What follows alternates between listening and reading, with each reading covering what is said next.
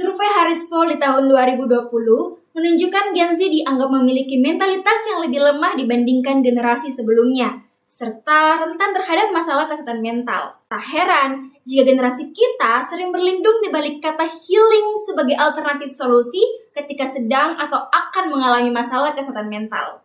Tapi sebenarnya, kita healing beneran atau cuma pengen ngilang aja? Hai guys, it's me Nur and welcome back to my YouTube channel.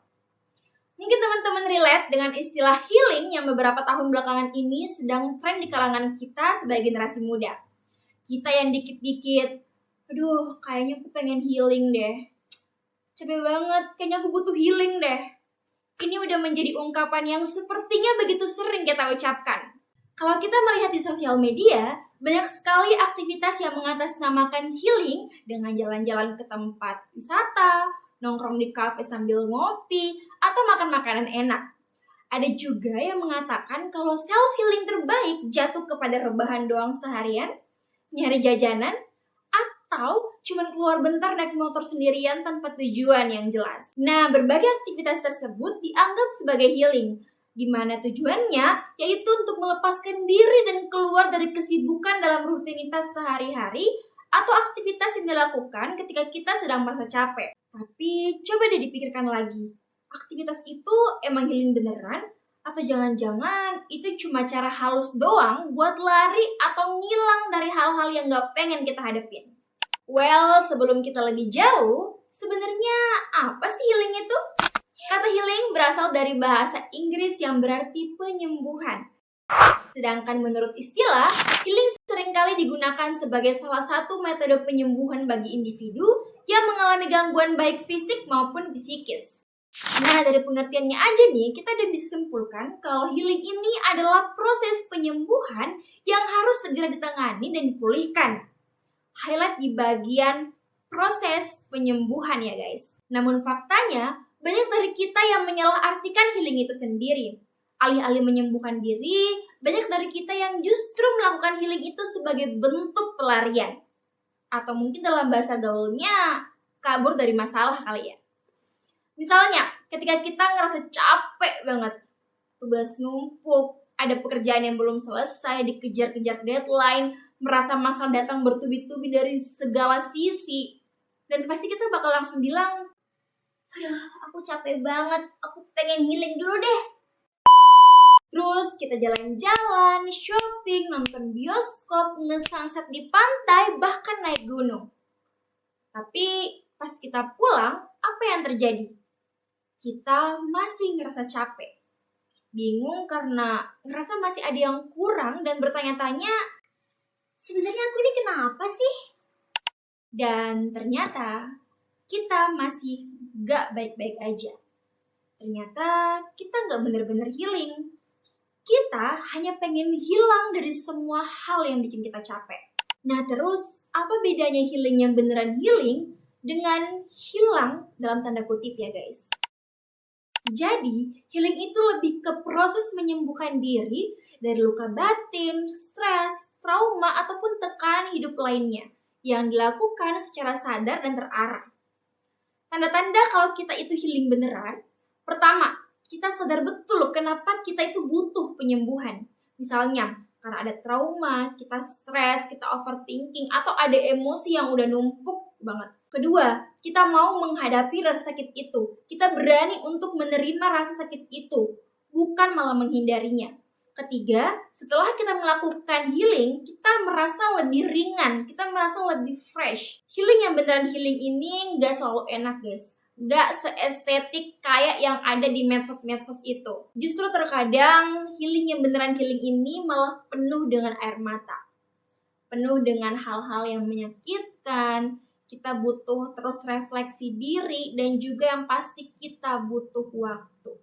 Nah, sedangkan hilang itu lebih ke arah melarikan diri dari masalah yang membuat kita nggak nyaman. Dimana kita ngelakuin hal-hal yang cuma buat kita terdistraksi aja tanpa tujuan yang jelas. Tanda-tandanya, walaupun kita udah jalan ke sana ke sini, kita rebahan seharian, kita scroll medsos berjam-jam, atau bahkan ngelakuin berbagai aktivitas yang udah aku sebutin di awal tadi, kita masih aja ngerasa kosong, kita masih aja ngerasa cemas, kita masih ngerasa ada yang pokoknya ada beban gitu. Atau bahkan kita malah menyesal karena udah ngeluarin uang banyak tapi malah ngerasa ada yang belum terselesaikan. Ya of course, karena ketika kita coba hilang yang dikemas dalam bentuk healing, kita ini hanya lagi nge-pause doang. Walaupun kita udah berusaha ngilang ataupun pura-pura baik-baik aja ya, sebenarnya masalah kita tuh masih ada di situ guys, di tempat yang sama. Dan ketika kita back to home, kembali ke realita, kembali ke kenyataan, ya masih sama. Karena masalahnya nggak ngilang gitu, masalahnya masih ada di tempat yang sama. Kita masih punya masalah yang belum terselesaikan, yang justru kita tunda-tunda dengan lari ataupun ngilang sebagai cara menyelesaikannya. Dan ya, udah pasti tuh gak akan berhasil. Nah, kalau kalian ngerasain apa yang udah aku jelasin di awal tadi, kalian ngerasain bahwa kalian tuh gak bener-bener healing ternyata selama ini, it's okay guys, tenang aja karena aku udah ngerangkum 3 poin penting sebagai pegangan kalau kita itu mau healing yang beneran healing. Poin pertama ini mengajak kita untuk gak hanya sekedar menghindar ataupun menutupi masalah, tapi benar-benar menyelesaikannya. Banyak orang yang ngerasa healing ini sebagai cara untuk mengalihkan perhatian atau membenamkan diri dari aktivitas tertentu. Namun sejatinya penyembuhan tidak akan terjadi jika masalah utama tidak teratasi. Ini bisa dimulai dengan introspeksi diri sendiri. Kita perlu bertanya kepada diri kita sendiri, misalnya, apa sih yang bikin aku tuh ngerasa cemas, takut, atau overthinking? Atau kenapa ya aku ngerasa capek akhir-akhir ini? Apa yang menyebabkan aku ngerasa capek gitu? Dan kemudian coba jawab pertanyaan-pertanyaan itu sesuai dengan apa yang kalian rasain. Misalnya kayak aku, sedikit cerita aja guys. Kalau aku tuh dulu sebenarnya pernah ngalamin yang namanya ada di fase ini. Kalau aku tuh ngerasa bahwa aku lagi healing, tapi ternyata sebenarnya aku cuma lagi pengen bilang aja. Yang dimana aku pernah ngerasa capek, aku pernah ngerasa overthinking mulu. Terus ya aku ngatasinnya dengan cara tidur. Karena pada saat itu aku mikir kayak ya udahlah, aku bawa tidur aja lah, palingan juga capeknya bakal hilang sendiri gitu. Tapi ternyata enggak guys. Aku masih ngerasa capek. Dari situ aku sadar kalau sebenarnya ini bukan hanya capek fisik doang, tapi ini tuh lebih ke arah capek mental. Nah, tips pertama ini juga aku udah terapin sendiri guys, dimana aku coba untuk journaling. Aku nulisin semua hal yang bikin aku capek, aku nulisin semua hal yang aku rasain dan aku coba jawab gitu. Jadi aku coba introspeksi sendiri dengan pertanyaan-pertanyaan seputar kenapa aku ngerasa capek, apa aja hal-hal yang aku lakuin sehingga aku nggak ngerasa capek lagi gitu. Karena kita udah temuin penyebabnya nih, misalnya dari tulisan-tulisan tersebut, selanjutnya kita bisa tahu juga nih, apa sekiranya solusi yang bisa kita tawarkan kepada diri kita sendiri dari penyebab-penyebab tersebut. Jadi, kalau kamu juga ngerasain apa yang aku rasain tersebut, berarti kamu perlu tanya ke diri kamu sendiri soal apa yang buat kamu jadi kayak gitu. Karena cuma kamu yang tahu apa yang menjadi akar permasalahannya. Seperti aku ngerasa capek karena tuntutan tugas atau karena tuntutan pekerjaan misalnya. Nah, ketika kita udah tahu akar masalahnya nih, berarti alternatif solusinya kita bisa dengan coba untuk cicil sedikit demi sedikit tugas ataupun pekerjaan itu. Atau kita bisa coba untuk sampaikan kepada orang yang ngasih kita tugas ataupun pekerjaan itu. Mungkin dengan begitu kita akan terbantu gitu. Dan yang paling penting adalah istirahat yang cukup supaya baik fisik maupun mental itu tetap baik dan juga terjaga. Nah, selanjutnya pentingnya membangun resiliensi. Karena menurut aku, kita tuh perlu yang namanya punya kemampuan resiliensi dalam diri kita sendiri. Nah, resiliensi ataupun ketahanan ini merupakan kemampuan untuk bangkit kembali setelah kita mengalami kesulitan ataupun tantangan. Nah, resiliensi ini bukan berarti kita harus terus kuat atau nggak boleh sedih, bukan ya. Tapi lebih ke arah bagaimana cara kita untuk bangkit setelah jatuh atau bertahan ketika patah. Dan terus bergerak maju. Terus pasti ada yang nanya, gimana caranya membangun resiliensi? Membangun resiliensi dapat dilakukan dengan cara yang pertama, memperkuat cara berpikir kita. dengan fokus pada apa yang bisa kita kendalikan dalam situasi yang sulit dan belajar dari pengalaman tersebut. Seperti yang diajarkan dalam Cognitive Behavioral Therapy atau CBT, di mana teknik CBT ini diterapkan dengan cara mengubah pola pikir negatif menjadi lebih positif dan juga realistis. Nah, kenapa tadi aku bilang kita perlu memikirkan apa yang hanya bisa kita kendalikan aja?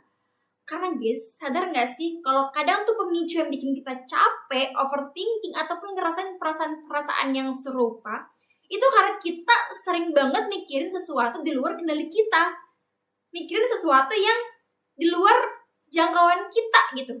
Jadi, coba deh untuk membangun ketahanan mental kita dengan tidak memikirkan sesuatu yang tidak perlu kita pikirkan. Selain itu, kita perlu melihat masalah itu bukan sebagai beban, tapi sebagai tantangan yang bisa kita atasi. Cara membangun resiliensi juga bisa dengan belajar mengatur emosi. Orang yang resiliensinya kuat adalah orang yang tahu cara menenangkan diri ketika dia sedang merasakan emosi marah, sedih, kecewa, ataupun emosi-emosi lainnya. Ada istilah yang disebut dengan regulasi emosi, atau kemampuan mengelola emosi supaya kita nggak meledak-ledak. Dan tiap orang sebenarnya tuh punya cara tersendiri untuk regulasi emosi.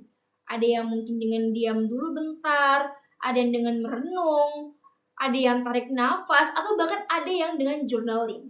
Dan terkadang resiliensi justru tumbuh dari kebiasaan kita yang terbiasa ngelakuin apa-apa sendiri atau mandiri. Misalnya kita bisa ngatur waktu kita sendiri, kita bisa ngadepin masalah kita sendiri, atau bahkan kita bisa mengambil keputusan kita sendiri tanpa harus menunggu orang lain. Nah dari situ, kita bisa jadi lebih percaya diri dan tahu kalau ternyata aku juga mampu ya. Terus satu hal yang gak kalah penting adalah punya tujuan hidup. Nah ini yang membuat kita tetap bertahan meski lagi di titik yang paling rendah sekalipun. Mungkin karena kita mengingat sesuatu yang bikin kita terus bertahan kali ya. Kita mengingat orang tua kita di rumah, kita punya mimpi besar yang harus tercapai. Kita pengen juga jadi versi terbaik dari diri kita sendiri. Sehingga kita merasa bahwa kita harus bertahan gitu. Nah, dari semua hal inilah yang akan membuat kita mudah untuk membangun resiliensi itu dalam diri kita. Atau sebenarnya, tanpa kita sadari pun resiliensi itu udah ada dalam diri kita sendiri. Cuman perlu diasah aja lagi. Seperti yang kita ketahui, kalau semua hal itu tidak hanya dipengaruhi oleh faktor internal aja, tetapi juga faktor eksternal. Nah, dalam bimbingan dan konseling sendiri, menurut teori sistem ekologi yang diperkenalkan oleh Bron van Brenner, mengajarkan kita bahwa individu itu dipengaruhi oleh berbagai sistem yang ada di sekitarnya, termasuk keluarga, teman, atau bahkan keyakinan spiritual mereka. Kadang-kadang, yang sebenarnya bikin kita susah sembuh itu adalah bukan hanya karena masalahnya aja, tapi karena kita yang pertama, kita nggak punya tempat buat ngeluhin itu. Kita nggak punya tempat buat cerita. Kita ngerasa sendiri. Dan ya udah kita ngerasa jauh aja dari orang-orang. Bahkan mungkin kita ngerasa jauh dari Tuhan. Nah sehingga penting untuk menjaga komunikasi yang baik dengan orang-orang terdekat serta menjaga spiritualitas kita. Kita bisa menjaga hubungan baik dengan manusia, misalnya dengan join ke komunitas, melakukan hobi bareng teman-teman, berbaur dengan orang-orang di sekitar kita.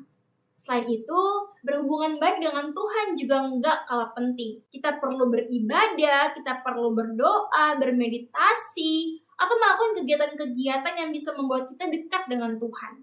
Dengan melakukan kedua hal ini, kita akan merasakan perasaan diterima, dihargai, dibersamai, dan juga ketenangan dalam diri yang sangat membantu dalam proses penyembuhan.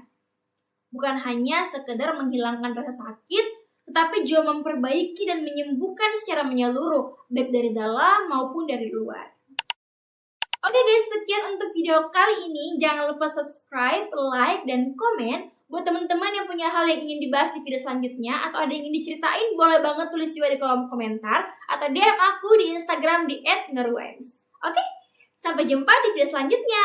Bye!